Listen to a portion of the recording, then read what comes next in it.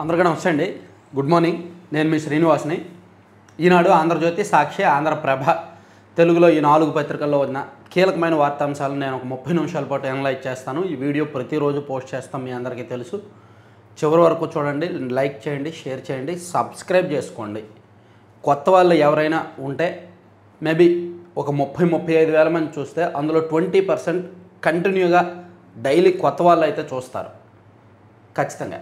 So మీ కొత్త వాళ్ళందరూ ఇంకో 4-5 వీడియోలు చూడండి. కంటెంట్ నచ్చితే మాత్రం సబ్స్క్రైబ్ చేసుకోండి. మీ ప్రతి సబ్స్క్రిప్షన్ కూడా మన ఛానల్ నెక్స్ట్ లెవెల్కి వెళ్ళడానికి ఉపయోగపడుతుంది. అలాగే ఇలా కొత్త వాళ్ళకు వీడియో వెళ్ళాలి అంటే ఆల్రెడీ చూస్తున్న వాళ్ళు, డైలీ చూస్తున్న వాళ్ళు లైక్ చేయాలి. ఈ లైక్స్ విషయంలో నాకు ఒక అభ్యంతరం ఏంటంటే, మొదటి గంటలో 5,000 మంది చూశారనుకోండి, ఆ 5,000 మందిలో 3,000 మంది లైక్ చేసేస్తున్నారు. అంటే ఫస్ట్ 1 అవర్లో 60% లైక్స్ ఉంటున్నాయి. ఆ తర్వాత ఆ స్పీడ్ తగ్గిపోతుంది, ఆ ఫ్లో తగ్గిపోతుంది. ఎందుకో అర్థం కావట్లా. సో ఏ టైంలో చూసినా సరే మీరు లైక్ చేయండి. మీ ప్రతి లైక్ ఇంపార్టెంటే. మొదటి 10,000 వ్యూస్లో 6,000 లైక్స్ వస్తున్నప్పుడు తర్వాత 10,000 వ్యూస్లో 2,000 లైక్సే వస్తున్నాయన్నమాట. అది కొంచెం ఆలోచించండి, అర్థం చేసుకోండి. ఇక రాష్ట్రానికి ఒక పెద్ద తుఫాను ముప్పు ఉందండి. మొందా తుఫాను ప్రభావం తీవ్రంగానే ఉంటుంది. ఆల్రెడీ కొన్ని జిల్లాల్లో స్కూళ్ళకు కూడా సెలవులు ఇచ్చారు. రేపు ఎల్లుండి అత్యవసరమైతేనే బయటకు వెళ్ళండి. ముఖ్యంగా అంటే అక్కడే ఇక్కడ అని లేదండి, మొత్తం రాష్ట్రం మొత్తం అలాగే ఉందంట. ఇటు ఉత్తరాంధ్ర నుంచి రాయలసీమ ప్రాంతం వరకు అలాగే ఉంది అని చెప్పారనమాట. రేపటికి తుఫానుగా రూపాంతరం. పలు జిల్లాలకు నేటి నుంచి భారీ వర్ష సూచన. 28న కాకినాడ సమీపంలో తీరం దాటే అవకాశం. రాష్ట్రంపైకి మొందా తుఫాను దూసుకొస్తోంది. ఆగ్నేయ బంగాళాఖాతంలో ఏర్పడిన తీవ్ర అల్పపీడనం శనివారం ఉదయం వాయుగుండంగా బలపడిందని భారత వాతావరణ విభాగం పేర్కొంది. శనివారం సాయంత్రానికి వాయుగుండం పోర్ట్ బ్లెయిర్ అంటే అండమాన్ నికోబార్ దీవులకు 510 కిలోమీటర్లు, చెన్నైకి 890 కిలోమీటర్లు, విశాఖపట్నానికి 920 కిలోమీటర్లు, కాకినాడకు 920, గోపాల్పూర్ ఒడిశాకు 1000 కిలోమీటర్ల దూరంలో కేంద్రీకృతమై ఉంది. ఇది క్రమంగా పశ్చిమ వాయువ్య దిశగా కదులుతూ ఆదివారం సాయంత్రం తీవ్ర వాయుగుండంగా, సోమవారం ఉదయానికి నైరుతి పశ్చిమ వైపు వచ్చి ఈ కాకినాడ దగ్గర తీరం దాటే అవకాశం ఉందని అంచనా వేస్తున్నారు 28వ తేదీన.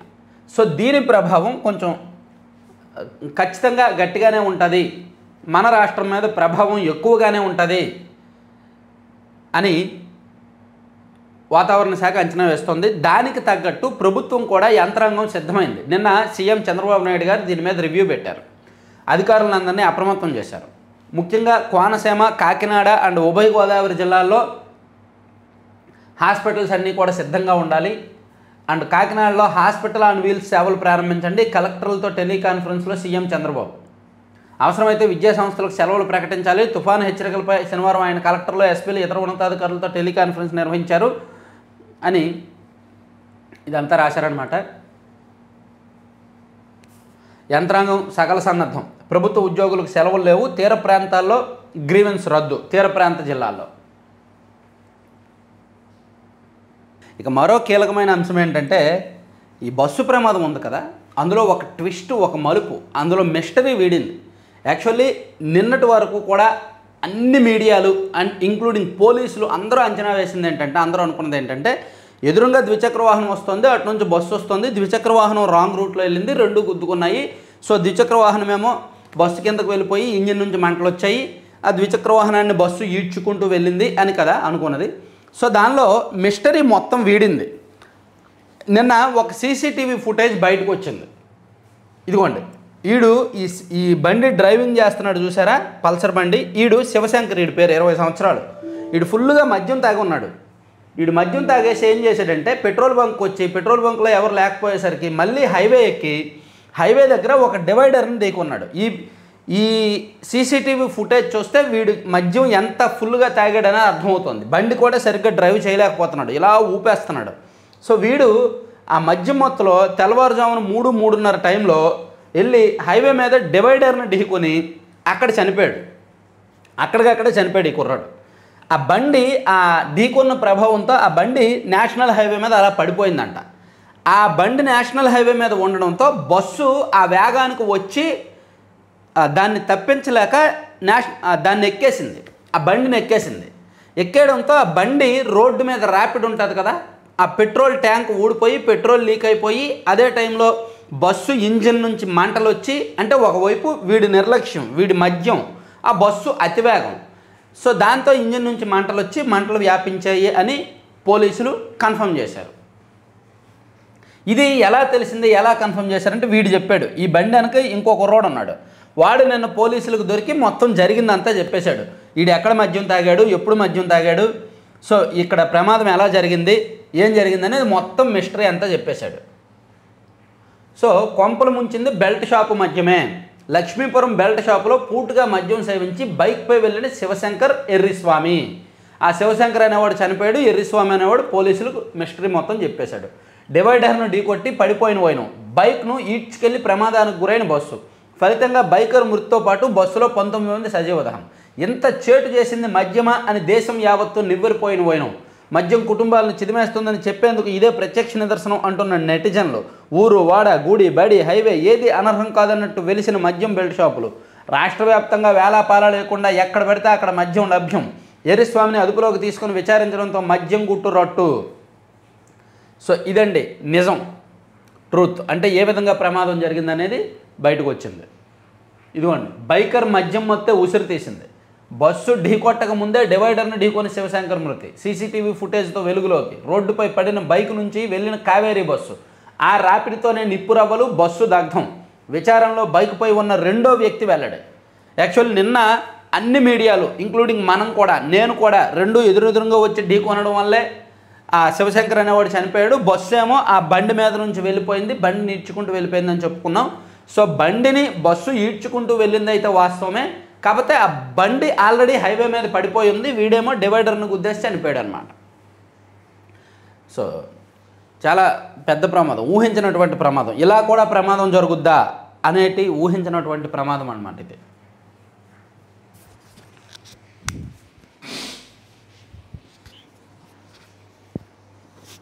సో దీన్ని సాక్షిలో తీసుకున్న కోణం అది.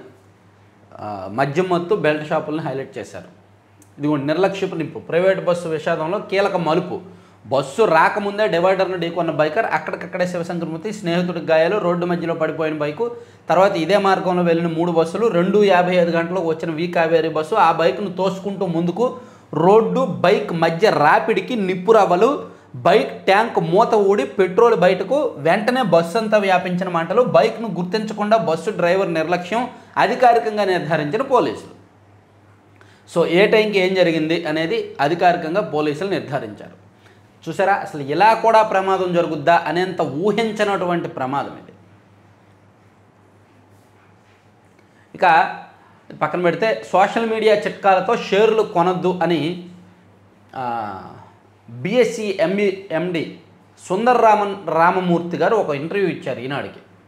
సో సోషల్ మీడియాలో ఈ మధ్య చాలా ఛానల్స్లో, యూట్యూబ్ ఛానల్స్లో, ఫేస్బుక్లో, ఇన్స్టాలో హెల్త్ టిప్స్ వస్తున్నాయి.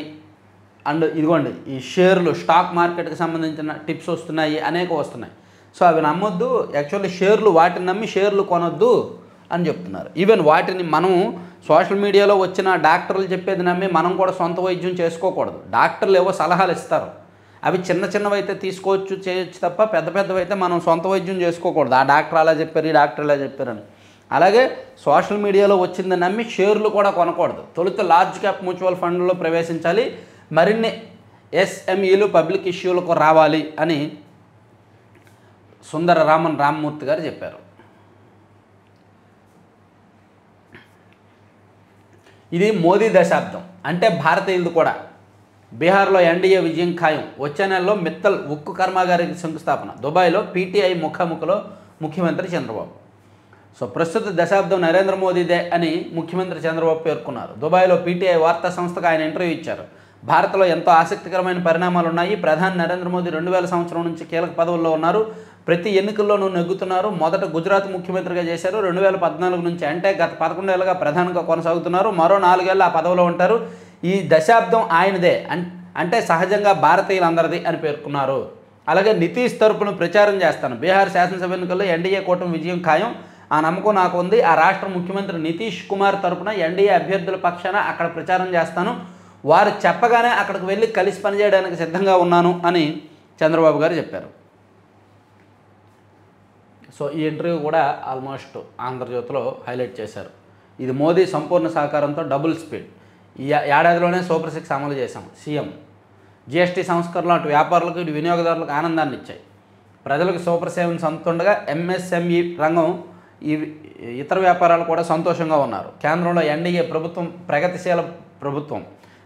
సామాన్య ప్రజల ప్రయోజనం కోసం అనేక సంస్కరణలు తీసుకొస్తోంది. సామాన్యుల సాధికారత లక్ష్యంగా పనిచేస్తోంది అని సీఎం గారు చెప్పిన అంశాన్ని ఇక్కడ కూడా ఆంధ్రజ్యోతిలో కూడా హైలైట్ చేశారు. ఇక 20 ఎకరాలతో గ్రేటర్ విశాఖ ఎకనమిక్ జోన్, 20,000 ఎకరాలతో గ్రేటర్ విశాఖ ఎకనమిక్ జోన్ అంట. నీతి ఆయోగ్ విఈఆర్ ప్రాజెక్టులో ముందడుగు, 2047 నాటికి $1 ట్రిలియన్ చేరుకునే లక్ష్యం. మంత్రి లోకేష్ ఆదేశాలతో సిద్ధం చేస్తున్న ప్రణాళికలు. గ్రేటర్ విశాఖ ఎకనమిక్ జోన్కు ఒడివడిగా అడుగులు పడుతున్నాయి. విశాఖపట్నం, విజయనగరం, శ్రీకాకుళం, అనకాపల్లి జిల్లాలను కలిపి ఎకనమిక్ జోన్ చేయాలని తెలిపారు. 4 జిల్లాల కలెక్టర్లకు ఆదేశాలు ఇవ్వడంతో 20,000 ఎకరాల భూసేకరణకు ప్రణాళిక సిద్ధం చేస్తున్నారు. విశాఖలో 3 నుంచి 5,000 ఎకరాలు, మిగిలిన 3 జిల్లాల నుంచి 15,000 ఎకరాలు ప్రభుత్వ ప్రైవేటు భూములను సేకరించాలని చూస్తున్నారు. ఇవి జాతీయ రహదారికి అనుసంధానం అయ్యేలా, మౌలిక వసతులు ఎలా అభివృద్ధి చేయాలనే దానిపై సమగ్ర ప్రణాళికలు సిద్ధమవుతున్నారు. విశాఖను దేశంలోనే ఒక ముఖ్యమైన ఆర్థిక కేంద్రం అభివృద్ధి చేయాలన్న లక్ష్యమే ఎకనమిక్ జోన్కు శ్రీకారం చుట్టింది. విశాఖ ఎకనమిక్ రీజియన్ పేరుతో ఈ ప్రాజెక్టును నీతి ఆయోగ్ తీసుకొచ్చింది. ఇందులో 8 జిల్లాలు ఉంటాయి యాక్చువల్లీ. సో ఇది చాలా పెద్ద లక్ష్యం అండి. 2047 నాటికి దేశంలోనే ముంబై తరహాలోనే విశాఖపట్నం కూడా అతిపెద్ద ఫైనాన్షియల్ సిటీగా ఎదగాలి అనేది ప్రభుత్వ లక్ష్యం. దానికి సంబంధించి ఒక కంప్లీట్ యాక్షన్ ప్లాన్ రూపొందించి అమలు చేస్తున్నారు. ఇక E3 రోడ్డు 3వ దశ విస్తరణకు 511 కోట్లు, ఉండవల్లి నుంచి NH16 వరకు ఎలివేటెడ్ కారిడారు, టెండర్లు పిలిచిన ADCL. ఇక ఉపకార వేతనాలతో చదివేయచ్చు. బాలికలకు ప్రగతి సరస్వతి పేరిట ప్రత్యేక పథకాలు. కోర్సు పూర్తయ్యేదాకా ఏటా 50,000 ఆర్థిక సాయం. దరఖాస్తులకు ఈ నెల 31 వరకు గడువు. Technical diploma, technical degree, PG విద్యార్థులకు కేంద్ర ప్రభుత్వం వివిధ పథకాల కింద ఉపకార వేతనాలు అందిస్తోంది. అఖిల భారత సాంకేతిక విద్యా మండలి, విశ్వవిద్యాలయాల నిధుల సంఘం ద్వారా వీటిని అమలు చేస్తోంది. వీటికి అర్హత సాధిస్తే కోర్సు పూర్తయ్యే వరకు ఏటా 50,000 చొప్పున ఇస్తారంట. ఎంపికకు ప్రమాణాలు: technical diploma, technical degree, PG కోర్సుల అర్హత పరీక్షలో సాధించిన మార్కులను బట్టి కుటుంబ వార్షిక ఆదాయం 8 లక్షల కంటే తక్కువ ఉండాలి. తహసీల్దార్ జారీ చేసిన ఆదాయ ధృవీకరణ పత్రం ప్రామాణికం. ప్రగతి, సరస్వతి పథకాలు బాలికలు మాత్రమే. ప్రగతి కింద SC, ST, OBC కేటగిరీల వారీగా కేటాయింపులు ఉంటాయి. ప్రగతి పథకంలో ఏపీకి డిప్లొమాలో 318, ఇంజనీరింగ్లో 566 మందికి ఉపకార వేతనాలు అందిస్తారు. 40% కంటే ఎక్కువ లోపం ఉన్న దివ్యాంగ విద్యార్థులు సాక్ష్యం పథకానికి అర్హులు. లబ్ధిదారుల సంఖ్యకు పరిమితి లేదంట. సో 2 రకాల స్కీమ్స్ తీసుకొచ్చి ప్రగతి, సరస్వతి పేరిట ప్రత్యేక పథకాలు రూపొందించి బాలికలకు ఉపకార వేతనాలు ఇస్తారంట. మంచిదే, మంచి నిర్ణయం.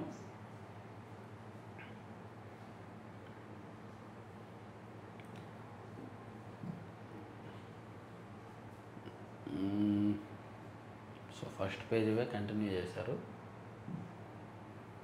బస్సుల్లో ఇష్టానుసారం మార్పులు చేర్పులు. అత్యవసర ద్వారాలు లేవు, అగ్నిమాపక పరికరాలు ఊసేలేదు. రవాణా శాఖ తనిఖీల్లో వెలుగులోకి 289 బస్సులపై కేసులు, 18 సీజ్. ఇంకా కొనసాగుతున్న తనిఖీలు. సో చాలా బస్సుల్లో అత్యవసర ద్వారాలు ఉండవట్లేదు, అలాగే అగ్నిమాపక పరికరాలు ఎక్కడా ఉండట్లేదు. అండ్ ఏ బస్సు కూడా నామ్స్ పూర్తి నిబంధనల ప్రకారం ఏ బస్సు కూడా రోడ్డు మీద నడవట్లేదు. ప్రతి బస్సు కూడా నిబంధనలు ఉల్లంఘిస్తూనే ఉంటారు. ప్రైవేట్ బస్సు అనేది ఒక పెద్ద మాఫియా. ప్రైవేట్ బస్సు ట్రావెల్స్ అనేది ఒక పెద్ద మాఫియా. ఆ ట్రావెల్ ఆపరేటర్లు అందరూ దాదాపుగా 2 తెలుగు రాష్ట్రాల్లో కలిపి ఒక 250 నుంచి 300 మంది వరకు ఉంటారు. వీళ్ళు ప్రతి సంవత్సరం కూడా తలకు 5 లక్షలు 10 లక్షలు వేసుకుంటే కొన్ని కోట్లు డబ్బు అవుద్ది. ఈ కోట్లు డబ్బు 2 తెలుగు రాష్ట్రాల్లో ప్రభుత్వంలో ఉన్న పెద్దలకో అధికారులకో లంచాల రూపంలో ఇస్తారు. అలాగే దసరా వచ్చినప్పుడు కొన్ని గిఫ్ట్లు, దీపావళి వచ్చినప్పుడు గిఫ్ట్లు, సంక్రాంతి వచ్చినప్పుడు గిఫ్ట్లు, కానుకలు ఇస్తూ ఉంటారు. ఆ మంత్రుల దగ్గర లేదంటే ఆ అధికారుల దగ్గర ఉన్న వాళ్ళకి భారీగా ముడుపులు ఇస్తారు. అలాగే రవాణా శాఖ వాళ్ళకి భారీగా ముడుపులు ఇస్తారు. ఎందుకంటే ఒక్కొక్క ప్రైవేట్ ట్రావెల్స్ టూర్ ఆపరేటర్ కూడా నిబంధనల ప్రకారం ఇష్టానుసారంగా నడుపుతారనమాట. నిబంధనలు అసలు ఫాలో అవ్వరు. దానికి వాళ్ళు రకరకాల అడ్డదారులు తొక్కుతారు. చూడండి, అసలు సీజన్ వచ్చినప్పుడు సాధారణ రోజుల్లో విజయవాడ నుంచి విశాఖపట్నమో, విజయవాడ నుంచి హైదరాబాదో సాధారణ రోజుల్లో 500, 600 ఉంటుంది టికెట్ కదా. స్లీపర్ అయితే 700, 800 ఉండొచ్చు. అదే దసరా సీజన్ వచ్చిందనుకోండి 2000 చేస్తారు, 3000 చేస్తారు, వాళ్ళ ఇష్టం. దానికి అడ్డు అదుపు ఉండదు.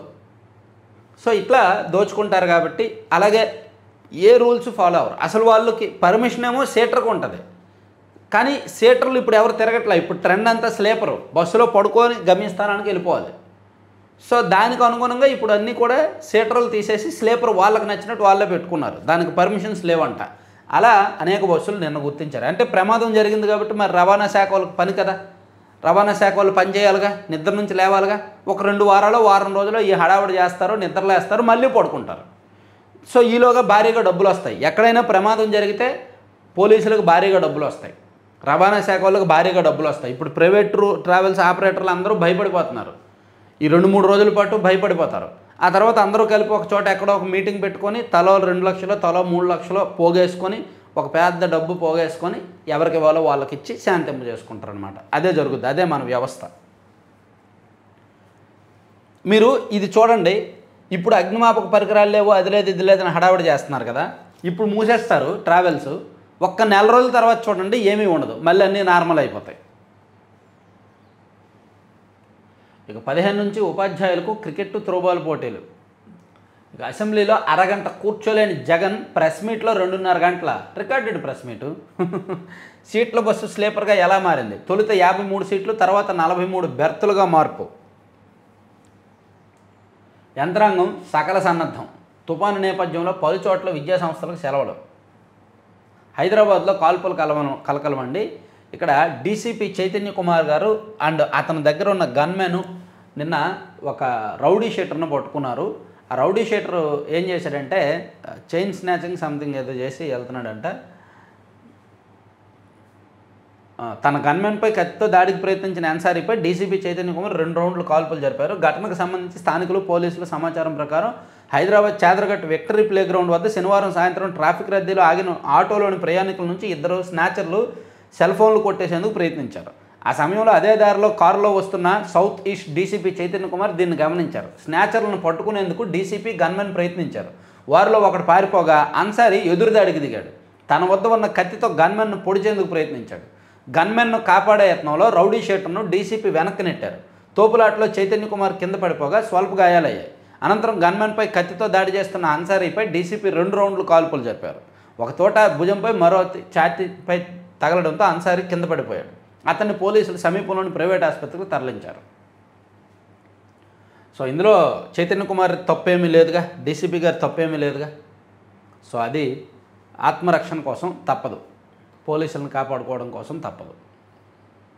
ఇక 21 కిలోమీటర్ల గుంతలు ప్రయాణానికి అవస్థలు. తిరుపతి జిల్లా వెంకటగిరి నుంచి బాలాయపల్లి వెళ్లే మార్గంలో సుమారు 21 కిలోమీటర్ల రహదారి గుంతలమయింది. ఇటువంటి రోడ్లు ఎన్నో మన రాష్ట్రంలో.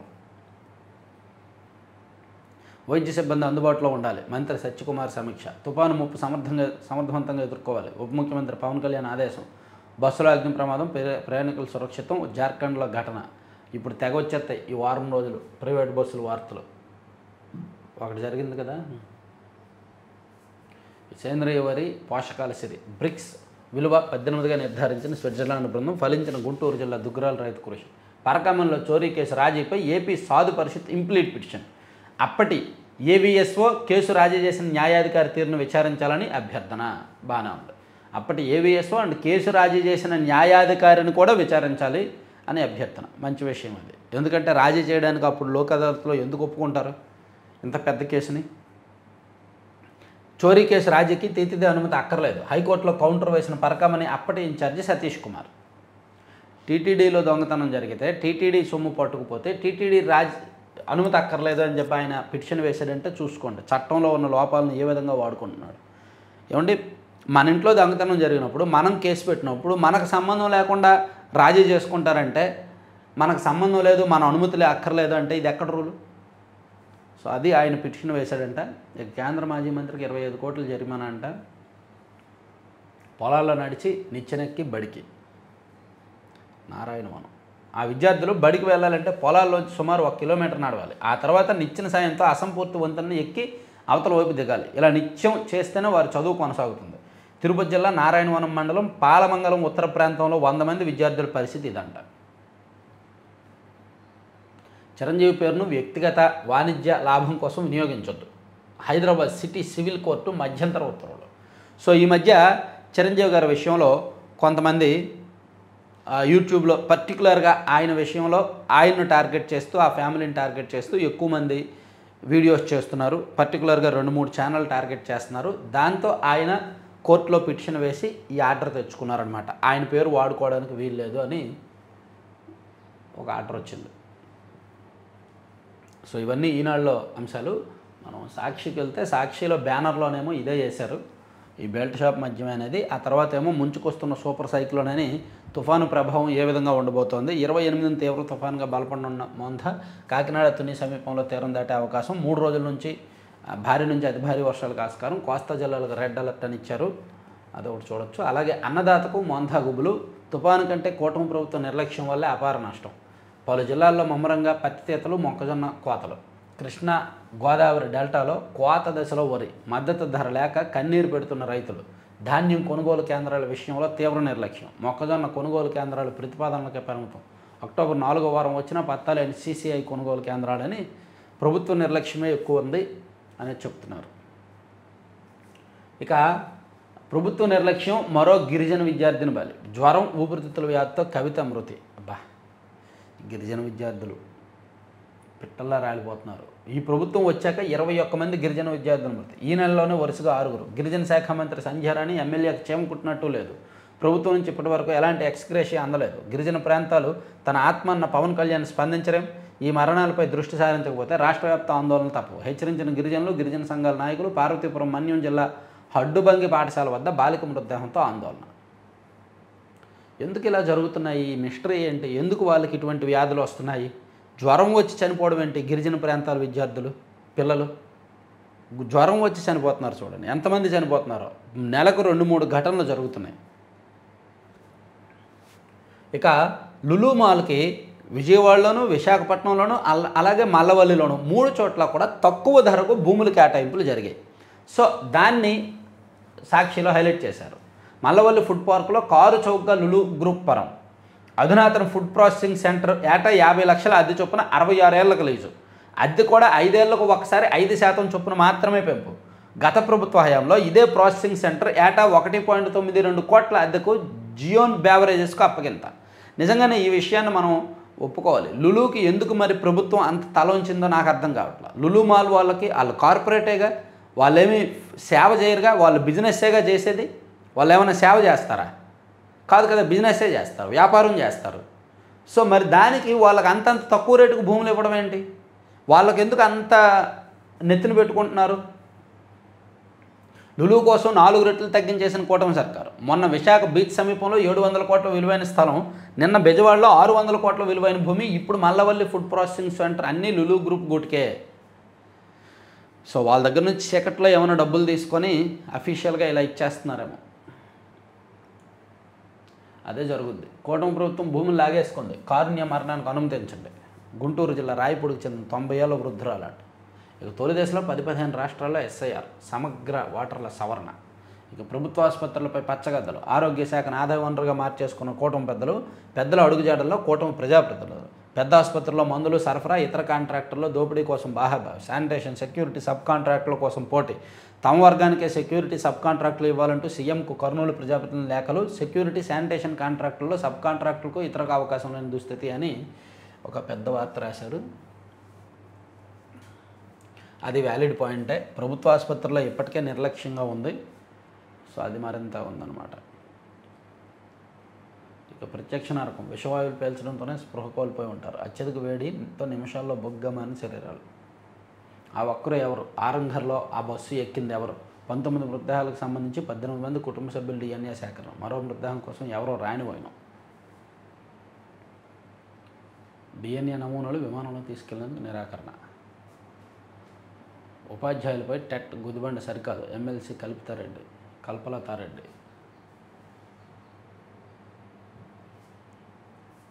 ప్రభుత్వ నిర్లక్ష్యం, గిరిజన విద్యార్థిని కొంపలు ముంచిన బెల్ట్ షాప్ మద్యము. సో ఫస్ట్ పేజీకి రాశారు. లోపల కూడా ముంచుకొస్తున్న సూపర్ సైక్లోన్. 28న తీవ్ర తుఫానుగా బలపడిన మోంథా. అన్నదాతకు మోంథా గుబులు. DSP కార్యాలయంలో వ్యాపారవేత్త గుండుపోట. అట్రాసిటీ కేసులో విచారణకు హాజరైన బత్తిన నాగేశ్వరరావు. కొన్నేళ్లుగా విజయవాడకు చెందిన వ్యక్తితో ఆర్థిక వివాదం. పోలీసుల తీరును ఖండించిన కాపు సంఘం నేతలు. డీఎస్పీ కార్యాలయంలో విచారణకు హాజరైన ప్రముఖ వ్యాపారవేత్త బత్తి నాగేశ్వరరావు గుండెపోటుకు గురై ఆసుపత్రిలో చేరారు. ఓకే, ప్రభుత్వ ఆసుపత్రులపై పచ్చగద్దలు.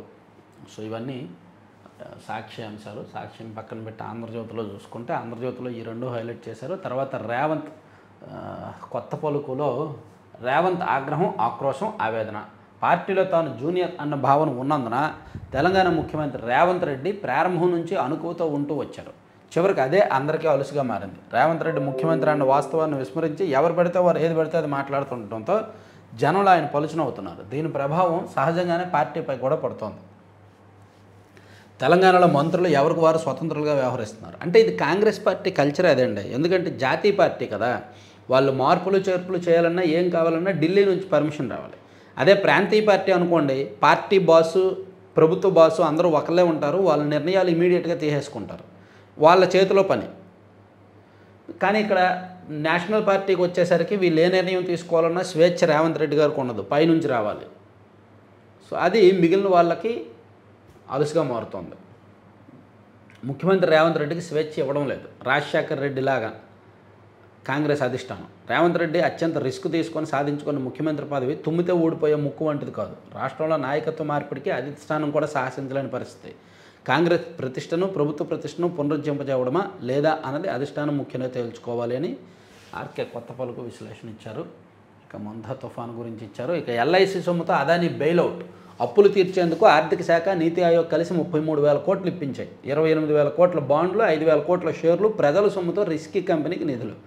ఇది క్రోనీ క్యాపిటలిజం కిందకే వస్తుంది. వాషింగ్టన్ పోస్ట్ పత్రిక సంచలన కథనం.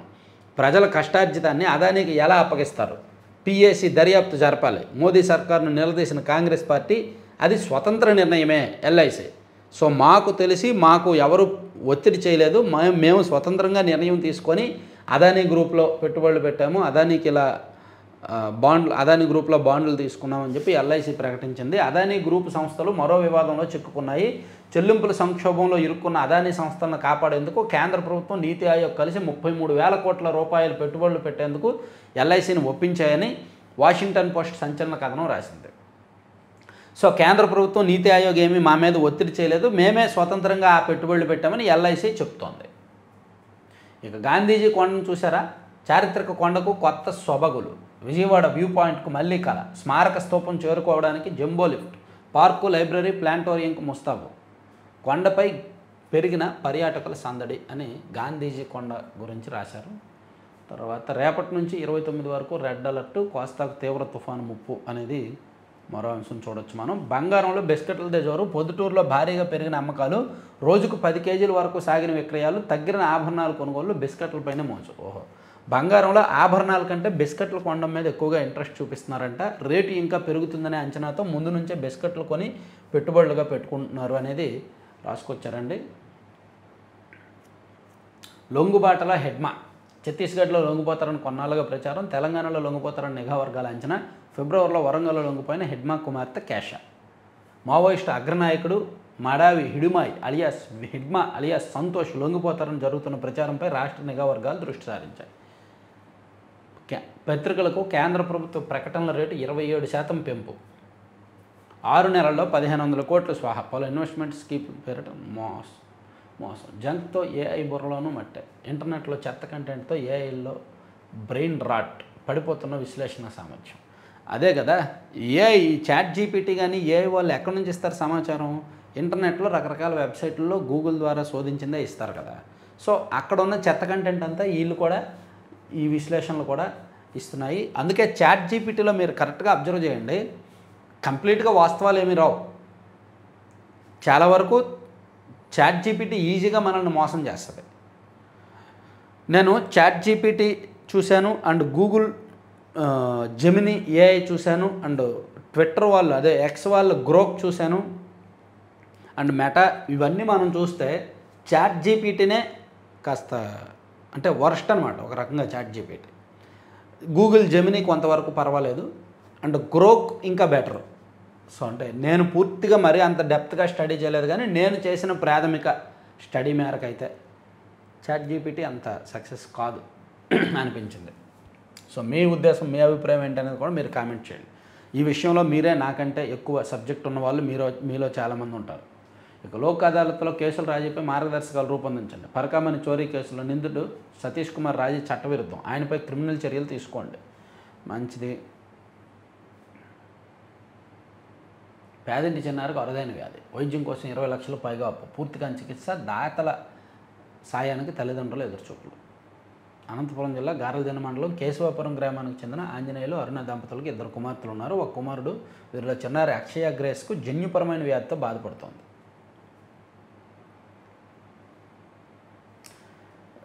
ఎముక కీళ్ల వద్ద గుజ్జు బలహీనంగా మారుతోందంట.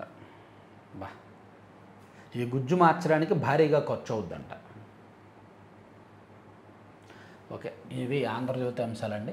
మనం ఆంధ్రప్రభలో చూసుకుంటే ఆంధ్రప్రభలో ఈ బస్సు ప్రమాదం హైలైట్ చేశారు. అలాగే గీత దాటితే వేట, తెలుగు తమ్ముల వివాదాలపై అధిష్టానం ఆగ్రహం, పెట్టుబడులు, రాష్ట్ర ప్రగతిపై సీఎం ఫోకస్, విదేశీ పర్యటనతో బిజీ కానీ సొంత విషయాలపైనే కొందరు ఫోకస్, తలనొప్పిగా పార్టీ నేతల విభేదాలు, తిరువూరు సహా కొన్ని నియోజకవర్గాలపై దృష్టి, కఠిన నిర్ణయాల దిశగా అధినేత చంద్రబాబు, 1-2 రోజుల్లో కొందరికి పిలుపు చర్య. అంటే అంత ఈజీ కాదు సస్పెండ్ చేయడం, కానీ సస్పెండ్ చేస్తే మంచిది. సస్పెండ్ చేస్తే మాత్రం మంచిదే. ఒక 10 మంది ఎమ్మెల్యేలను బయటికి లేపేయాలి. నేను అనుకోవడం స్వతంత్ర భారతదేశంలో మన రాష్ట్రంలో ఇంత వరస్ట్ ఎమ్మెల్యేల బ్యాచ్ ఇంకెప్పుడూ లేదు. ఇప్పుడున్న కొంతమంది ఎమ్మెల్యేల గురించి నేను మాట్లాడుతున్నా. సో ఒక 10 మందిని లేపేస్తే, పార్టీ నుంచి బయటకు పంపించేస్తే వాళ్ళ పదవులు అలాగే ఉంటాయి, కానీ పెత్తనం కట్ చేసేస్తే మిగిలిన వాళ్ళు సెట్ అయిపోతారు ఖచ్చితంగా. ఆ 10 మంది లిస్టు నేను ఇమ్మంటే ఇస్తా ఆధారాలతో సహా. పట్టు వదలని కమలం బ్రేక్ వేయాలని ఘట్బంధన్, నితీష్ను మళ్ళీ సీఎం చేయరు, ఆర్జేడీ విమర్శలు, బీజేపీ టార్గెట్గా ఇండియా కూటమి అడుగులు, సీఎం పీఠం వరుసగా ప్రాంతీయ పార్టీలదే, జాతీయ పార్టీలకు అందని ద్రాక్ష, ఈ దఫా దక్కించుకోవాలని చూస్తున్న బీజేపీ, ప్రచారంలో వైరుపక్షాల మధ్య మాటల తోటాలు. మంగళగిరికి హైటెక్ శోభ. ఈ మయూరి చూసారా, మయూరి టెక్ పార్క్ మంగళగిరి వైపు వెళ్తున్నప్పుడు చూడండి, నైట్ టైం చాలా బాగుంటుంది. హైవేపై సరికొత్త లుక్కు, నూతన ఆవిష్కరణ కేంద్రంగా అమరావతి, యువతకు భరోసా, రతన్ టాటా ఇన్నోవేషన్ హబ్ అని రాశారు. తర్వాత జాతీయ రహదారుల్లో వసూలు రాజారు, హైవేపై పెట్రోలింగ్లో నిర్లక్ష్యం అనేది వార్త. పెట్టుబడులు తెద్దాం, రికార్డు కొడదాం, ఆ లక్ష్యంతో విశాఖ పెట్టుబడుల సదస్సు. సో ఇవ్వండి మొత్తం మీద 4 పత్రికల్లో వచ్చిన అంశాలు. చివరి వరకు చూసిన ప్రతి ఒక్కరికి కూడా ధన్యవాదాలు.